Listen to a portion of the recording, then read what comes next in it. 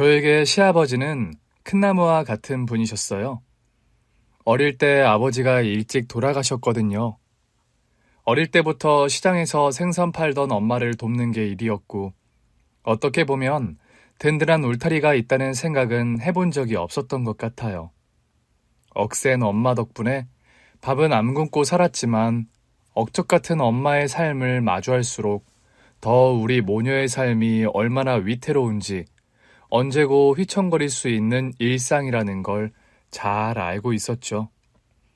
20살이 넘어 엄마를 도와 생선을 팔기 시작했을 때는 이제는 내가 엄마를 책임져야 한다고 생각했어요. 그즈음 시아버지를 알게 됐죠. 시아버지는 시장에 건물을 지으려고 하는 분이었는데 하필 그 자리가 우리 가게까지 포함이었나 봐요. 어느 날 엄마 심부름으로 은행에 다녀왔는데 엄마가 웬 아저씨랑 입씨름을 하고 계신 겁니다. 글쎄, 난 못 나간다고요. 저기요, 사장님. 그러지 말고 제 말을 좀 들어보세요. 이 가게는 내가 남편 잃고 혼자 내 딸 먹여 살린 가게예요. 우리 딸 시집 갈 때까지는 절대 못 닫아요. 이윽고 엄마는 눈물까지 터뜨리셨고 저는 놀라서 엄마에게 달려갔어요. 엄마, 무슨 일이야? 이 아저씨가 시장의 입구에 건물을 짓는다는데 우리 가게 자리까지 자기 땅이라고 하잖아. 저는 놀라서 물어봤어요. 아저씨 정말이에요? 여기 사장님 따님이신가 보네. 어머님 좀 잘 설득해줘요. 이 자리까지 내 땅으로 돼 있어서 이 옆에 가게 사장님은 가게를 일단 빼는 거로 동의를 하셨거든요. 잠깐만요, 아저씨. 그래도 이건 아니죠. 예? 이건 아니잖아요. 장사를 하는 사람들한테 갑자기 가게를 빼라니. 아무리 아저씨가 이 땅을 매입하셨다고 해도 그렇게는 안 될걸요? 법적으로는 안 되는 거 다 알아요. 그래서 내가 지금 협의를 하러 온 건데. 됐어요. 협의는 무슨 협의? 우리 엄마가 싫다잖아요. 당장 돌아가세요. 우리 장사해야 해요. 우리 모녀는 씩씩거리며 장사를 시작했고 시아버지는 한동안 우리 모녀를 물끄러미 보시다가 아무 말도 못하고 돌아가셨어요. 그러나 그 일로 엄마는 몸살을 앓기 시작했고 한동안 제가 혼자 장사를 했어요. 엄마는 나오겠다고 했지만 제가 말렸거든요. 언젠가는 혼자 해야 할 일이라고도 생각했기 때문에 이 악물고 장사를 하고 있는데 그 아저씨가 또 온 거예요. 그때 제가 칼로 생선 머리를 손질하고 있었거든요. 진짜 화가 머리 끝까지 나더라고요. 칼을 나무 도마에 콱 찍어놓고 말했어요. 아저씨 지금 뭐 하자는 거예요? 우리는 가게 못 뺀다고 했죠? 아가씨, 잠깐 내 얘기 좀 들어줄 수 있어요? 어머님은 아예 들어주시질 않아서 제대로 말을 못했어요. 그럼에도 공손하게 말씀하시는데 아예 모른 채는 못하겠더라고요. 돈 많아서 건물 지으셔서 좋겠네요. 근데 돈도 많으신 분이 이러는 건 좀 아니죠. 그러면서 다시 생선 손질을 시작했죠. 우리 어머니가 이 시장에서 생선 팔아서 저를 키우셨어요. 순간 깜짝 놀라서 손을 멈췄어요. 자식이 5이었는데 아버지가 일찍 돌아가시는 바람에 애 5을 혼자 키우셨죠. 어릴 때는 생선 냄새도 맡기 싫었는데 나이 먹으니 어머니가 생선 머리만 넣고 칼칼하게 끓여주시던 매운탕이 그렇게 먹고 싶어요. 이제는 돌아가셔서 먹을 수도 없지만 지금 생각해보면 끓여주실 때 감사히 먹을 걸 왜 그렇게 불평불만이 많았나 싶어요. 그러면서 코를 훌쩍이시는데 저도 모르게 그랬어요. 생선 파는 엄마 둔 애들은 다 그런가 보네요. 저도 싫었거든요. 그랬어요? 네, 애들이 저한테서 생선 냄새 난다고도 했어요. 그래서 뭐라고 했어요? 우리 엄마가 생선 장수니까 생선 냄새가 나지 그랬는데요. 똘똘한 아가씨였네. 나는 멍청해서 아무 소리도 못하고 옷을 빡빡 빨았었어요. 저도 앞에서는 큰 소리 쳐놓고 집에 와서 열심히 옷 빨았어요. 시아버지가 껄껄 웃으시더라고요. 팽팽했던 공기가 조금 느슨해지는 것 같았어요. 제가 긴장을 푸니까 그분이 말씀해 주시더라고요. 건물을 짓긴 할 건데 땅 양보해 주신 분들한테는 1층에 가게를 내드리려고 해요. 네? 장사 못 하시는 기간 동안 보상금도 드릴 거고 건물 다 지으면 1층에는 가게도 내드리고요. 또 보니까 저 안쪽에 곧 자리가 두어 군데 난다고 하더라고요. 그 자리를 제가 임대해서 드릴 수도 있고요. 엄마가 이 얘기를 전혀 안 들으신 거죠? 예, 제가 건물 짓는데 이 땅이 내 앞으로 돼 있더라까지 말했는데 그 후로는 아예 안 들으시더라고요. 얘기를 구체적으로 듣고 보니 제가 죄송하더라고요. 제가 엄마한테 잘 말씀드려 볼게요. 저도 상황을 모르고 너무 못되게 군 것 같아서 죄송해요. 아니에요. 이게 삶의 뿌리일 텐데 내가 그걸 뽑으려고 하는 것 같으니 당연히 화가 나죠. 내가 아무리 이런저런 보상을 생각하고 있어도 지금껏 일궈온 가게가 사라지는 것도 사실이고요. 최대한 일상에 피해 안 가게 할 테니까 잘 좀 말씀드려 주세요. 그날 저녁, 집에 가서 엄마한테 모든 얘기를 전했더니 엄마가 인상을 팍 쓰시더라고요. 넌 그 사기꾼 말을 믿어? 진심 같던데. 약속하신 내용도 문서로 다 작성해 주신대. 난 못 믿어. 내가 시장 아줌마들한테 물어보니까 그냥 버티는 게 답이래. 그래서 무조건 버티겠다고? 버티면 절대 못 쫓아낸대. 엄마를 설득하는 사이 시아버지와 자주 만났어요. 엄마가 너무 완강해서 시아버지가 신뢰를 얻기 위해서 꽤 노력하셨거든요. 저는 그 사이에서 조력자 역할을 했죠. 엄마는 그런 저까지 비난하시기도 했어요. 이러다 된통 뒤통수 맞는다면서요. 사실 저도 겁이 안 나는 건 아니었는데 시아버지는 그때부터 이상하게 마음이 열리던 분이었어요.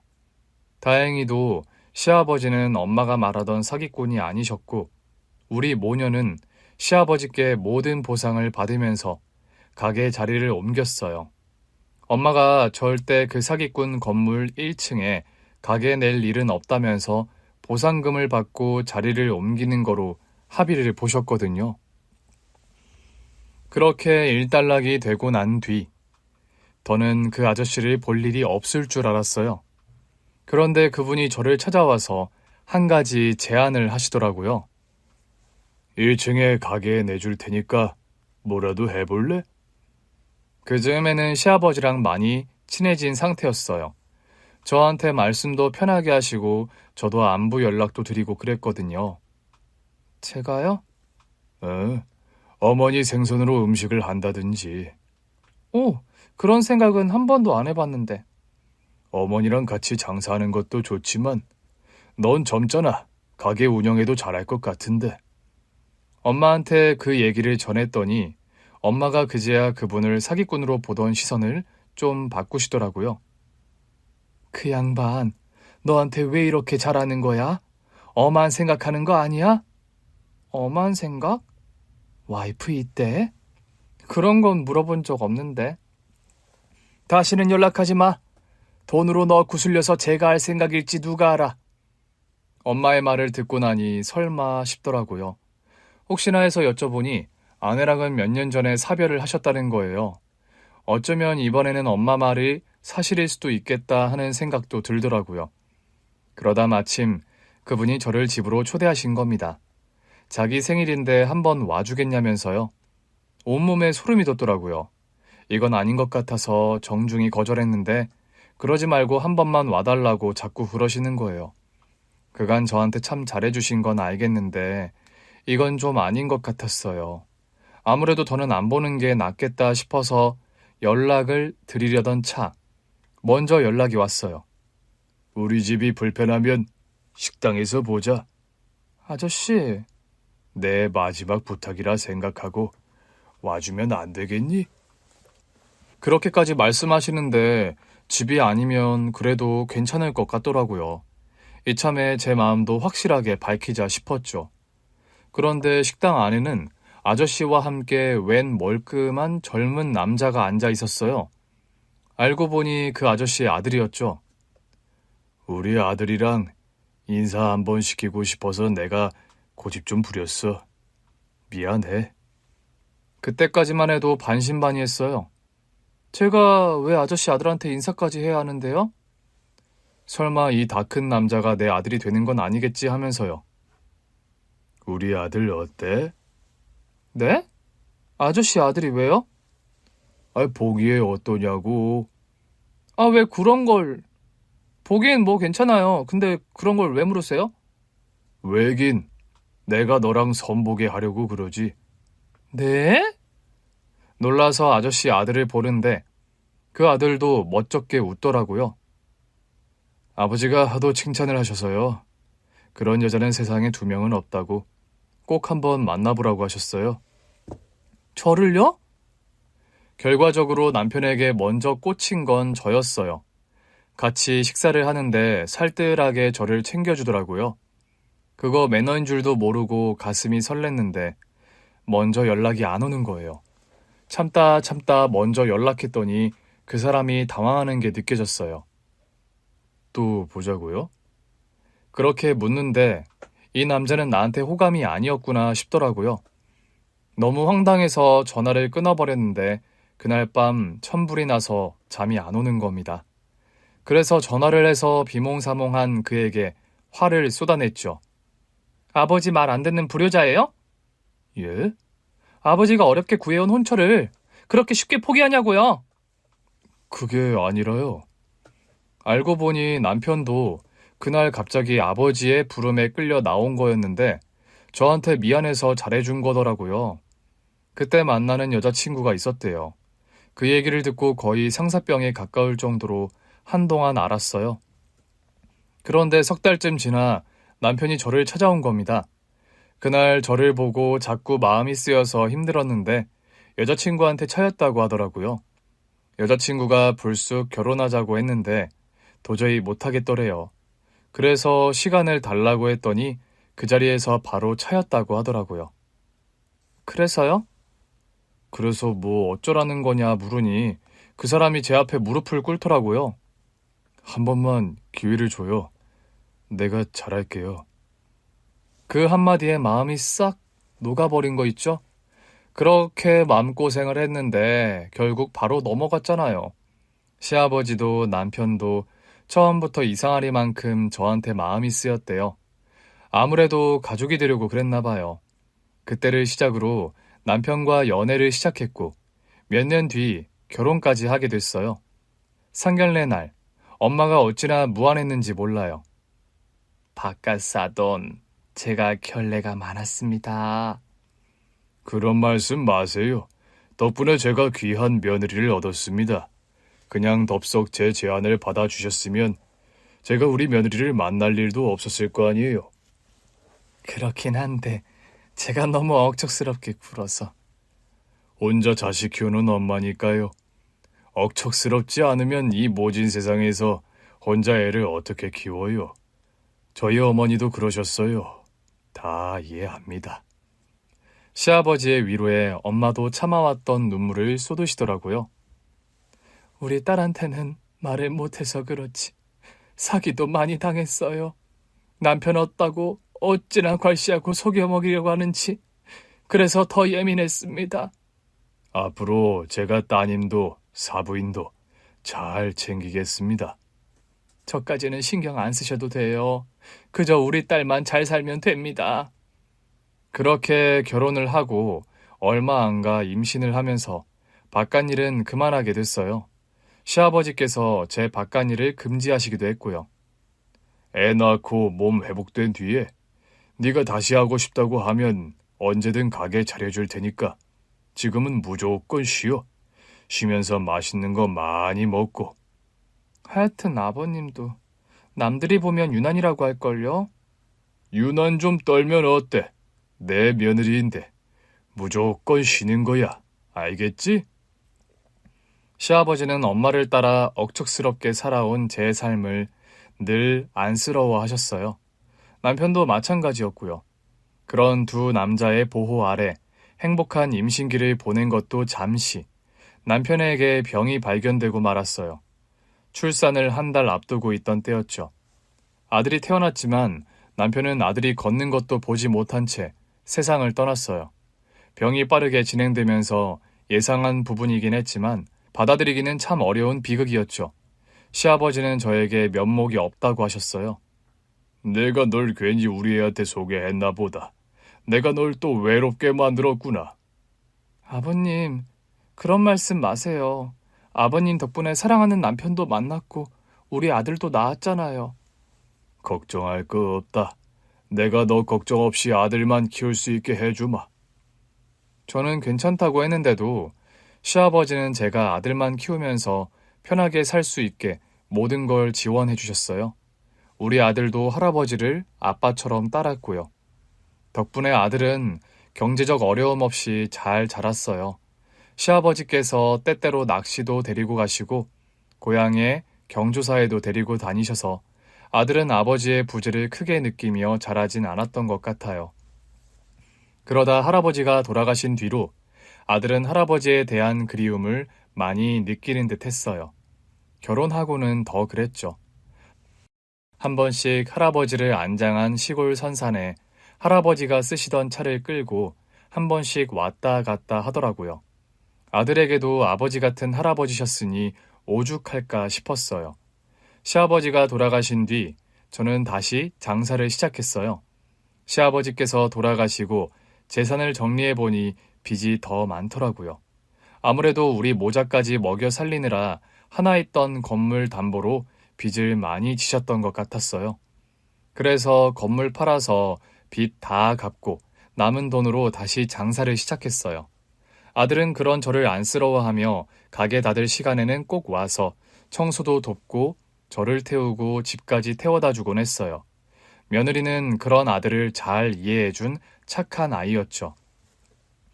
그날은 곧 시아버지 기일이라 아들이 선산에 갔다가 저를 데리러 오겠다고 하더라고요. 그래서 가게에서 기다리고 있었는데 올 때가 됐는데 연락도 없고 이상한 겁니다. 가게 앞을 서성이던 그때 며느리에게서 전화가 왔어요. 아들이 교통사고를 당했는데 차를 받은 사람들을 구하다가 세상을 떠났다고 하더라고요. 병원으로 가서 세상을 떠난 아들의 신원을 확인하는데 아들이 구했다는 할아버지가 제 앞에 와서 무릎을 꿇더라고요. 죄송합니다. 우리 때문에 아드님이. 죄송하다는 말도 듣고 싶지 않아서 그냥 지나가 버렸어요. 그 후로도 한 번씩 연락을 해오는데 다 무시했죠. 그렇게 10년이 지났지만 아들이 떠나보낸 건 익숙해지지 않더라고요. 아들이 떠난 매해 1월 16일은 식당 문도 닫고 혼자 시간을 보내곤 했는데 꼭 1월 15일마다 식당에 오는 청년 손님이 있었어요. 혼자 와서는 국밥 2그릇을 시켜서 자꾸 눈길이 갔는데 돌아보니 꼭 아들 기일 전날 오더라고요. 국밥 2그릇에 소주 1병을 시켜놓고는 음식은 하나도 먹지 않고 가만히 앉아있다가 가기만 하는 손님이었어요. 좀 이상하다 싶긴 했지만 식당 주인이 손님을 내쫓을 순 없는 거잖아요. 그러다 또다시 1월 15일 그 손님이 또 왔어요. 저는 묻지도 않고 국밥 2그릇에 소주 1병을 내주었죠. 이거 맞죠? 예. 그게 우리 대화의 전부였어요. 다음 날이 아들 기일이라 생각이 많을 때라 이상한 손님이 있든 말든 상념에 잠겨 있었죠. 그런데 그 청년이 불쑥 저한테 그러더라고요. 사장님, 이제야 밝힐 용기가 나네요. 조금 있다가 어떤 여자가 올 겁니다. 꼭 받아주세요. 갑작스러운 말에 이게 무슨 소린가 하고 있는데 그 청년은 그 말을 끝으로 가게를 나갔어요. 그리고 조금 뒤 정말로 의문의 여자가 가게 안으로 들어오는 게 아니겠어요? 누구세요? 안녕하세요. 잠시 말씀 좀 나눌 수 있을까요? 아까 웬 청년이 조금 있다가 여자가 올 거라고 했는데 그분이세요? 네, 맞습니다. 저는 일단 그 여자와 마주 앉았어요. 대체 누구세요? 아까 그 청년은 누구고요? 그 여자분이 저한테 명함을 내밀더라고요. 비서? 네, 저는 대표님 비서입니다. 대표님 지시로 왔어요. 무슨 대표요? 아까 보신 분이 저희 대표님이세요. 네? 아니, 그런데 왜 여기까지 와놓고 본인이 말을 안 하고. 비서가 난처한 얼굴로 저를 보더라고요. 대표님께서 고민이 많으셨습니다. 어떻게 오늘 떼야 할지 엄두가 안 나시는 것 같았어요. 엄두가 안 난다고요? 그때였어요. 문이 열리고 정장을 차려입은 남자가 들어왔어요. 설마 싶어 보는데 아까 왔던 그 청년이 맞더라고요. 아까는 정장 안 입고 있었던 것 같은데. 그런데 갑자기 그 청년이, 아니 그 대표라는 사람이 제 앞에 무릎을 꿇는 게 아니겠어요? 아니 갑자기 왜 이러세요?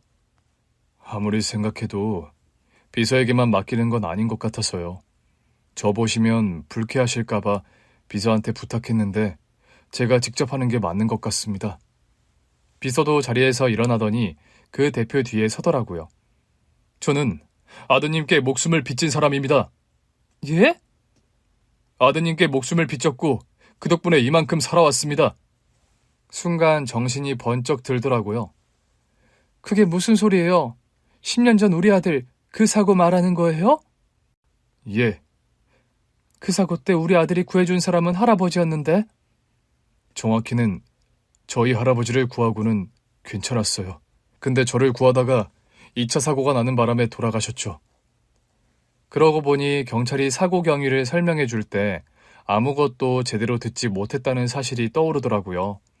솔직히 그땐 저에겐 아들이 세상을 떠났다는 것 외에는 중요한 게 아무것도 없었어요. 내 아들이 세상을 떠났다는데 다른 건 아무것도 들리지 않았어요. 저희 할아버지도 계속 사장님께 연락을 드리려고 했다는데 안 받아주셨다고 들었습니다. 저도 모르게 한숨이 나오더라고요. 갑자기 무슨 일이에요? 내 속 또 뒤집으려고? 이제 겨우 좀 진정돼서 사는데 갑자기 이게 무슨 날벼락이냐고요. 어쩐지 이상하다 했어. 우리 아들 기일 전날마다 자꾸 와서 먹지도 않는 밥을 시키고 국밥은 왜 2그릇씩 시킨 거예요? 할아버지 목까지 시켰어요. 할아버지께서 사장님을 정말 뵙고 싶어 하셨거든요. 할아버지가 돌아가셨어요? 네, 3년 전에요. 생각해보니 그 대표가 우리 가게에 온 지도 3년 정도 된 것 같더라고요. 할아버지 돌아가시고 날 찾은 거예요? 네, 거짓말처럼 할아버지 돌아가시고 3달도 안 돼서 사장님을 찾게 됐어요. 할아버지가 돌아가셨다고 하니 마음이 좋진 않네요. 그래도 내 아들이 살린 분인데. 덕분에 10년이나 더 살다 가신 거죠. 연세가 꽤 있으셨어요. 맞아요. 10년 전에도 연세가 좀 있어 보이셨죠. 그런 분이 내 앞에서 무릎까지 꿇으셨는데 내가 차마 볼 수가 없어서 그냥 지나쳤어요. 그러니까 댁도 그만 일어나요. 그런다고 내 마음이 달라질 건 없으니까. 압니다. 아는데도 저희로선 빌고 빌어도 사죄가 되지 않으니까요. 이렇게라도 해야 마음의 짐이라도 벗고 싶다 이거예요? 그런다고 내 아들이 살아 돌아오는 것도 아닌데 마음의 짐을 벗겠다고요? 아니요. 그게 아니라 그때였어요. 어머니. 며느리가 손주를 데리고 가게로 들어오더라고요. 왔니? 다음 날이 아들 기일이다 보니 며느리랑 손주가 저를 데리고 가겠다며 가게에 들르겠다고 했어요. 같이 우리 집으로 가서 자고 다음 날 아들을 묻은 수목장지에 같이 갈 계획이었죠. 분위기가 왜 이래요? 저는 대표라는 사람을 이렇게 세우려고 했어요. 뭐 하세요? 괜찮으니까 어서 일어나세요. 식당에서 그릇 좀 깰 수도 있죠. 어서요. 어머, 그렇겠다고 이러신다고요? 손님 일어나세요. 저희 어머니 절대 그렇게 속 좁으신 분 아니에요. 그런데 그 대표가 이번에는 며느리를 보면서 무릎을 꿇더라고요. 며느님이시군요. 아드님께 아내가 있다고는 들었는데 자녀분도 계시는 줄은 몰랐어요.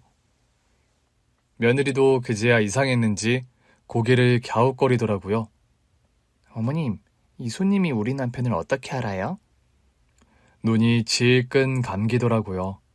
우리 며느리한테는 비밀로 하고 싶었어요. 우리 며느리가 아들 떠나고 3년간 우울증을 앓았거든요. 이제 좀 나아졌는데 또다시 상처를 들쑤시게 될까봐 무서웠어요. 그게 제가 남편분께 목숨을 빚진 사람입니다. 어머니, 이게 다 무슨 소리예요? 우리 남편이 살린 사람은 할아버지라고 하지 않았어요?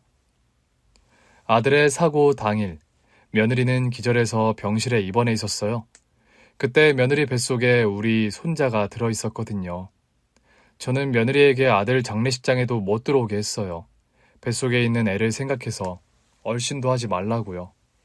며느리가 나중에 그런 저를 많이 원망했죠. 제가 말을 못하고 있으니까 며느리가 따져 묻더라고요. 어머니, 또 이러실 거예요? 남편과는 마지막 길도 못 지키게 하셔놓고 이번에는 또 무슨 비밀인데요? 제가 아내잖아요. 제가 알아야죠. 그래, 알아. 그때는 내가 잘못한 거 맞아. 그게 널 위하는 길이라고 착각했으니까.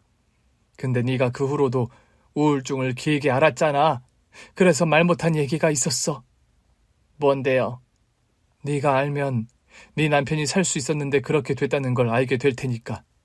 알면 또 힘들어할까 봐. 또 마음에 병이 들까 봐. 그래서 뭔데요? 우리 아들이 자기 차를 들이받은 사람들을 구하다가 그렇게 됐대. 그냥 교통사고가 아니었어요? 여기 이 청년이 운전하던 차가 네 남편 차를 받았는데 네 남편은 다행히 많이 안 다쳤던 모양이야. 근데 자기 차를 들이받은 사람들이 너무 많이 다친 거지. 차 안에서 이 사람 할아버지를 꺼내서 안전한 쪽에 옮겨둔 뒤에 이 친구를 또 꺼냈던 거겠지. 대표가 눈물을 흘리며 말했어요. 맞습니다. 저희 할아버지를 구출하셨을 때만 해도 멀쩡하셨는데 제 몸이 차에 다리가 끼어서 잘 빠지고 있었어요. 겨우 꺼내서 밖으로 나왔는데 2차 폭발이 있었어요. 그 후로는 저도 기억이 없었는데 저를 구해주신 분은 그 자리에서 돌아가셨다고 하더라고요. 며느리가 기절할 땐 놀라더라고요.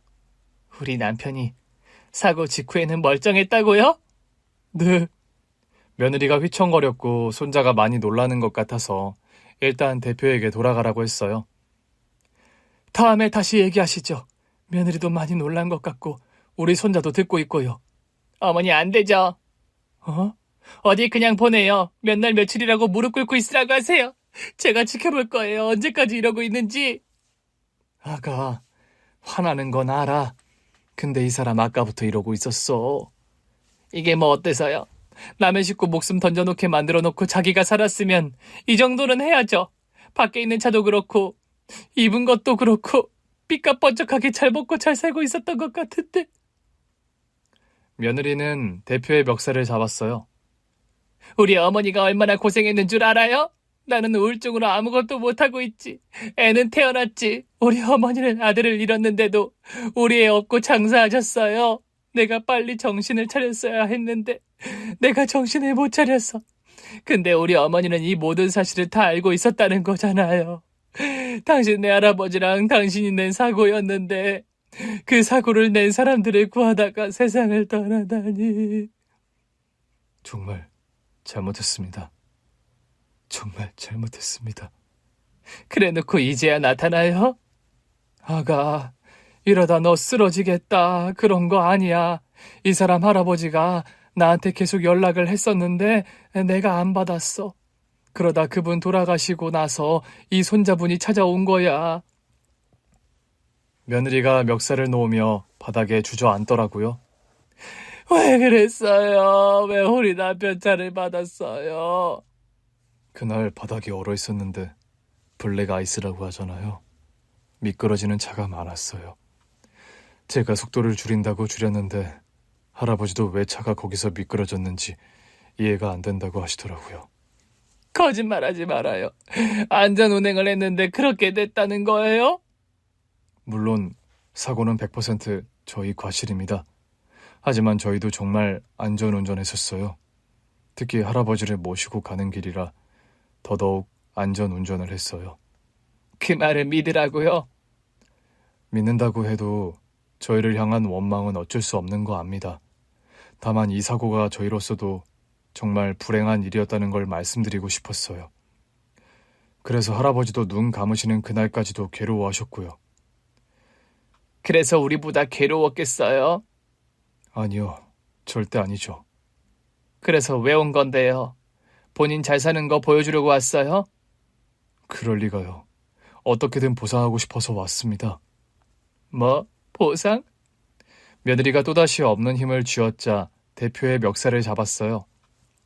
당신 지금 말 다 했어? 뭐가 어쩌고 어째? 보상? 절대 보상이 되지 않다는 거 압니다. 하지만 아드님이라도 편한 환경에서 키우실 수 있게 돕고 싶습니다. 내 아들은 아빠가 없이 자랐어요. 이미 안 편한 환경이죠. 그 몫을 우리 어머니가 다 하셨고요. 그런데 누가 누구한테 보상하겠다는 거예요? 어머님께도 당연히 보상할 겁니다. 어머님은 물론 며느님, 손자분도 제가 다 책임지겠습니다. 기가 차네. 누가 누굴 책임져요? 내 남편 목숨 앗아간 사람이 누군데? 저는 며느리를 진정시켰어요. 아가, 그래도 그건 아니지. 이분도 일부러 그런 건 아니잖아. 어머니는 용서가 되세요? 안 돼. 당연히 안 되지.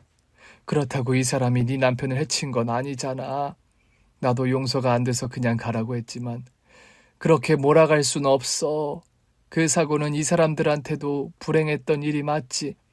평생 맘 편히 다리 한번 못 뻗었을 테니까. 그걸 어떻게 알아요? 우리 앞에서나 이러는지. 그렇다고 해도 어쩌겠니. 우리 아들이 살리고 싶었다는데. 나도 10년 전에는 누굴 살렸든 말든 알고 싶지도 않았어. 근데 지금 생각해보니 이 사람들을 살리고 싶었던 우리 아들의 마음을 전혀 생각해보질 않았더라고. 나라도 그 자리에 있었다면 도우려고 했을 것 같아. 며느리가 소리를 내 울기 시작했어요.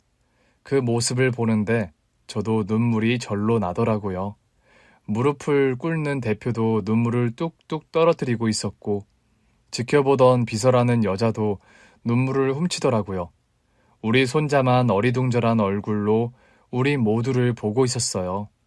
저는 손자를 꼭 안으며 말했습니다. 아무튼 다음에 다시 봅시다. 오늘은 우리 손자 때문에라도 들어가 봐야겠어요. 다시 오겠습니다. 명함 줬잖아요. 내가 연락할게요. 꼭 주십시오. 안 주시면 다시 올 겁니다. 지금 날 겁주는 거예요? 내가 뭐 댁을 피할 이유라도 있어요? 아니요, 그게 아니라 정말 제가 뭐라도 하고 싶어서 그렇습니다. 손자분 좋은 환경에서 키우실 수 있게 지원하고 싶어요. 허락만 해주신다면요. 그날 밤 손자를 재운 뒤 며느리랑 김장김치 한 종지 앞에 놓고 소주 한 잔씩 했어요. 기가 차서 어떻게 그런 얘기를 안 해주실 수 있어요? 너 또 졸도할까봐 그랬지. 네가 보통 우울했어야지. 너 어린 아들 두고 스스로 손목에 몹쓸 일 한 게 몇 번인지 기억 안 나? 죄송해요. 네가 겨우 우울증 이겨낸 뒤로는 다 무서웠어. 차라리 네 머릿속에서 그 사고가 지워졌으면 싶었어. 그러니 내가 무슨 말을 해? 아까 온 그 대표 할아버지도 계속 전화를 걸어왔는데 너는 우울증으로 목숨이 위태롭지. 손자는 키워야지. 귀찮기만 하더라고. 너무 미워요. 나도 미워. 우리 아들이 마지막 순간에 살리려고 했던 사람들이라는 걸 알면서도 속이 뒤집힌다고. 그러니 너한테 말을 어떻게 해. 너 또 졸도하고 행여나 겨우 나은 우울증 도질까봐 아무 말도 할 수 없었어. 이제야 마음 잡고 아들 키우는 재미로 사는데 나는 그 꼴은 2번은 못 본다. 네가 다시 우울해서 손목에 몹쓸 일 하고 그러는 거 2번은 못 봐. 그건 제가 정말 잘못했어요. 2번 다시는 안 그래요. 저 이제 진짜 괜찮아진 거 아시잖아요. 우리가 그 시간을 이겨내는데 얼마나 힘들었니. 나는 보상이고 뭐고 그 시간을 반복하고 싶지 않다. 저 사람들 다시 보면서 너 또 힘들어하고 나도 힘들고 2번 다시는 하기 싫어. 그럼 어떻게 처리하실 건데요? 다시는 오지 말라고 해야지. 다음 날 저는 며느리 손자와 아들의 수목장지에 다녀왔어요. 그리고 다음날 바로 그 대표에게 연락했죠. 나 그 식당 사장인데요. 아, 네, 안녕하세요. 바로 연락해 주셨네요. 감사합니다. 대표님께서 기다리고 계셨어요. 그 대표님 좀 볼 수 있을까요? 내가 오늘 가게를 쉬거든요. 아, 오늘이요? 밤늦게라도 괜찮으니 시간 되실 때 연락 좀 달라고 말씀 전해주세요. 네, 전화하긴 할 텐데 오늘은 중요한 외부 미팅이 있어서 어려울 수도 있습니다. 그래요. 그렇게 끊었는데 30분도 안 지나서 그 대표에게서 직접 전화가 왔어요. 바로 가겠습니다. 어디서 뵐까요? 많이 바쁜 것 같은데 내가 갈게요. 아닙니다. 제가 근처로 가겠습니다.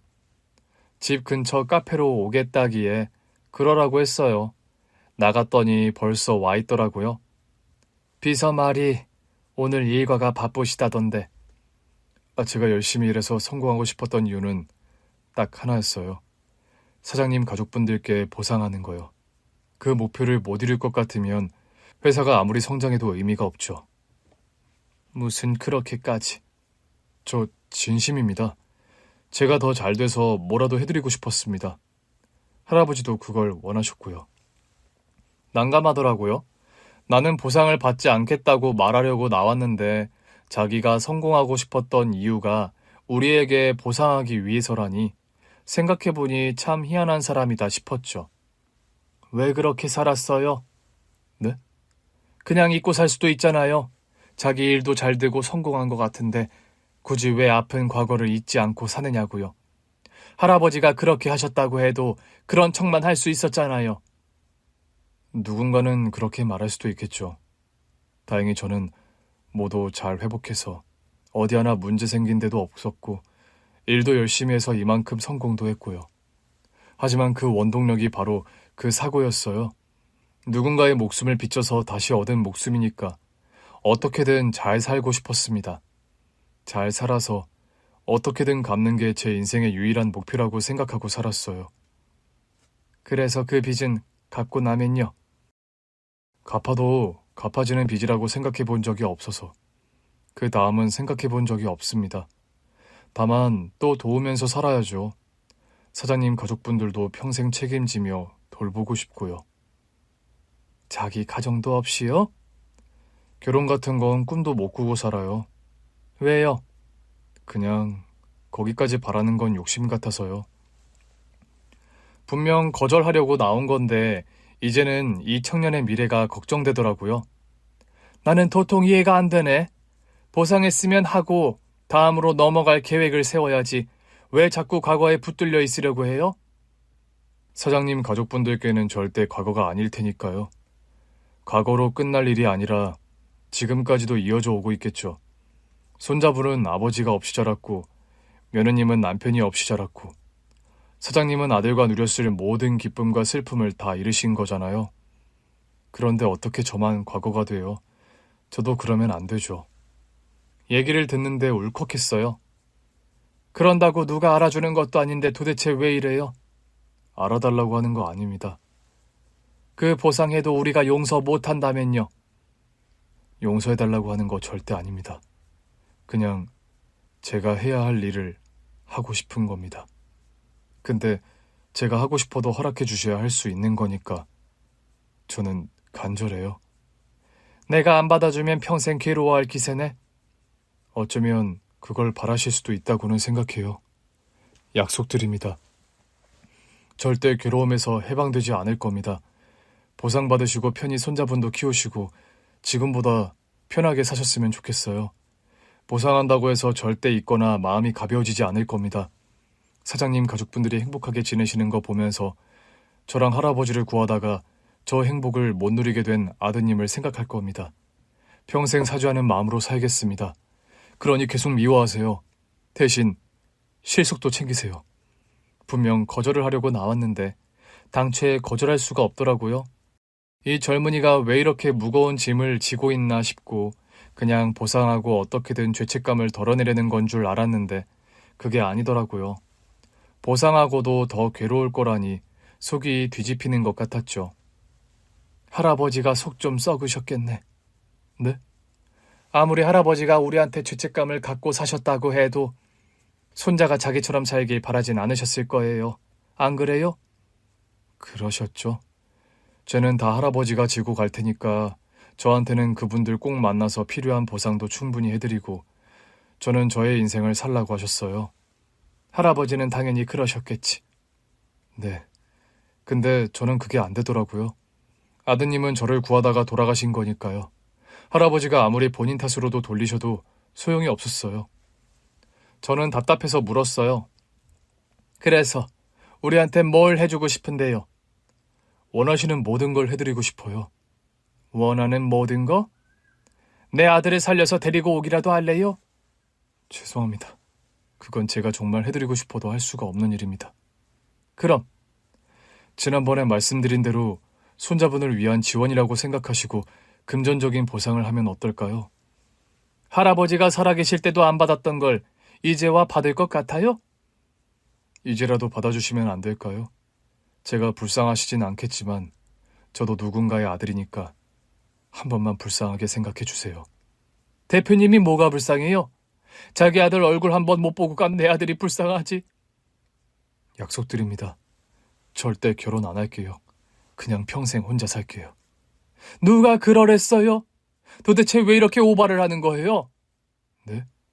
아니, 우리 아들이 살려준 사람 아니에요? 내 차 들이받은 인간들을 겨우 살려줬는데 기껏 찾아와서 한다는 소리가 평생 죄책감에 허덕이면서 살 테니까 보상금 좀 받아달라 이거예요? 그냥 돈으로 해결하겠다. 그런 게 아니라요. 자기 인생으로 철저하게 무너지겠다는 거잖아. 누구 좋으라고? 우리가 그런 사람들로 보여요? 내 아들이 목숨 바쳐 살려서 꼴 보기 싫으니까 당신 인생도 망가지길 바라는 사람들로 보이냐고요? 저를 보는 게 힘드신 거 아니었어요? 힘들죠. 겨우 잊은 10년 전에 그날이 자꾸 떠오르니까 힘들죠. 내 아들이 이 세상에 없다는 걸 10년이 지나도 못 받아들였는데 그 사고가 다시 떠오르니까 내가 겨우 견딘 10년이 사라지는 것 같아서 힘들어요. 내가 대표님을 보기 힘든 건 그래서라고요.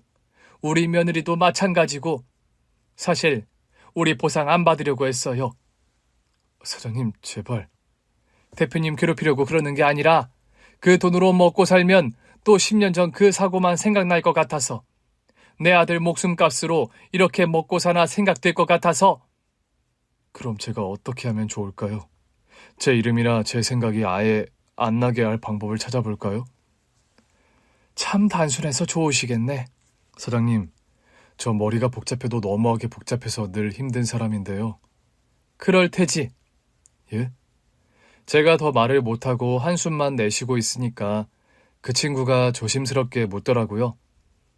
사장님, 혹시 제가 아드님 성묘를 좀 가도 되겠습니까? 우리 아들 성묘? 네, 꼭 가고 싶었는데 연락이 닿질 않아서 한 번도 못 갔거든요. 절대 가족분들이랑 마주치지 않게 조심히 다녀오겠습니다. 안 될까요? 이쯤 되니 누가 보면 내 아들을 해친 사람인 줄 알겠더라고요. 당연히 되지. 우리 아들도 어쩌면 궁금할지도 모르죠. 내가 살린 그때 그 사람들은 잘 살고 있나? 감사합니다. 할아버지도 꼭 가고 싶다고 하셨는데 제가 할아버지 목까지 대신 다녀오겠습니다. 성묘를 다녀와도 좋다는 말에 활짝 웃는 모습이 참 보기 좋더라고요. 그럼에도 시간이 약인 건지 젊은 사람이 너무 무거운 짐을 지고 있는 게 안쓰러워서 그랬던 건지 저는 결국 보상을 승낙하고 말았습니다. 그래요. 어디 한번 그 보상 거하게 받아봅시다. 후회하지 말아요. 준다는 거 다 받을 테니까.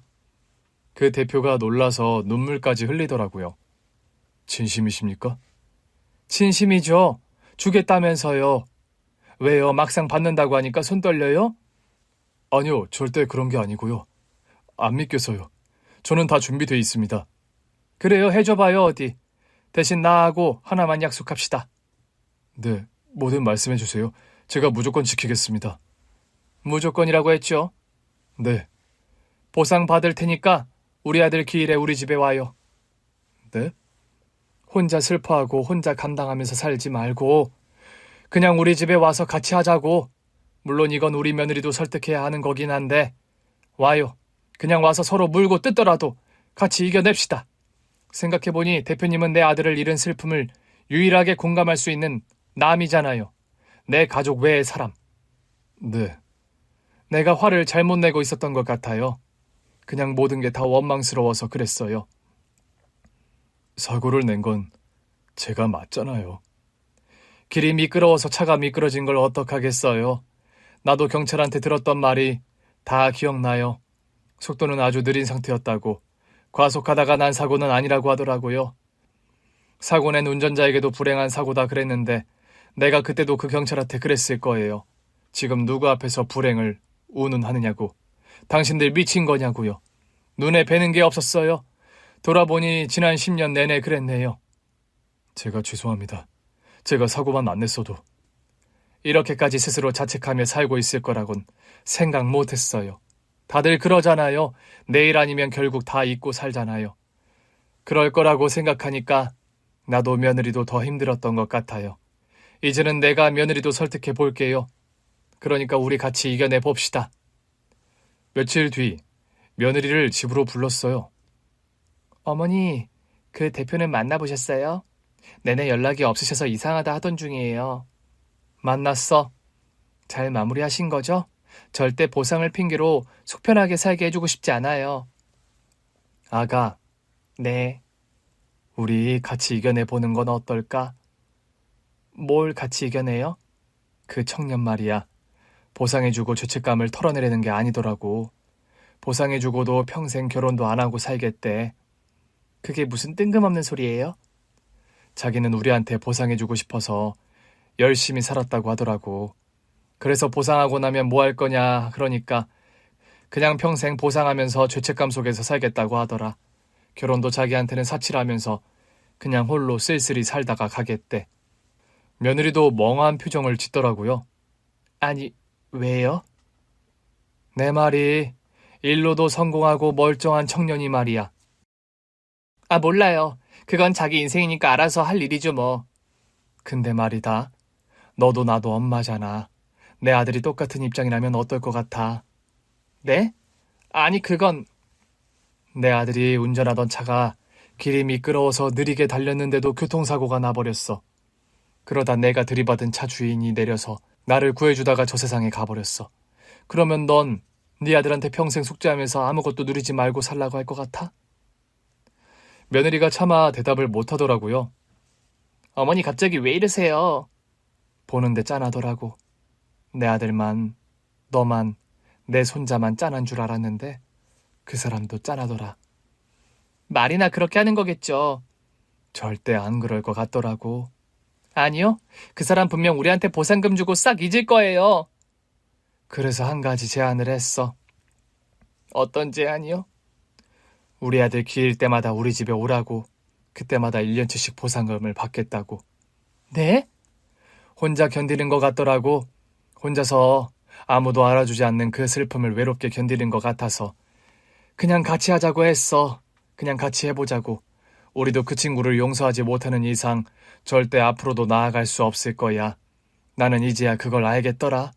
왜 내가 지난 10년간 고통에서 벗어나지 못했는지를 생각해보니 답은 하나야. 용서를 못해서.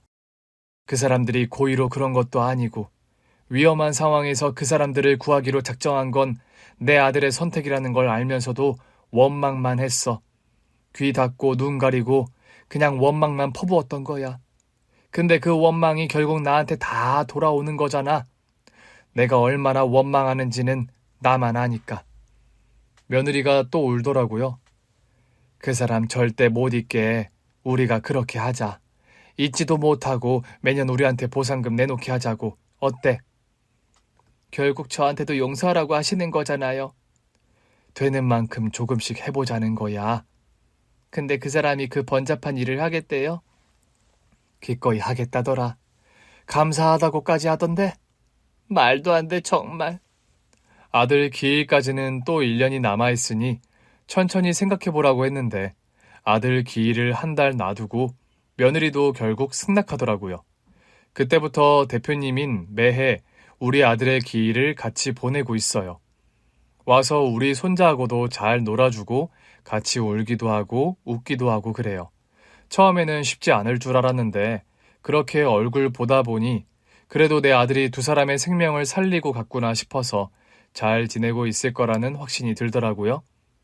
그 후로 수년이 지났지만 대표님은 매해 약속을 지키고 있어요. 우리 손자랑 며느리를 위한 지원금은 저한테 꼬박꼬박 안부 연락도 하고요. 제 건강검진부터 모든 것을 다 챙겨요. 진즉에 받아줄 걸 싶더라고요.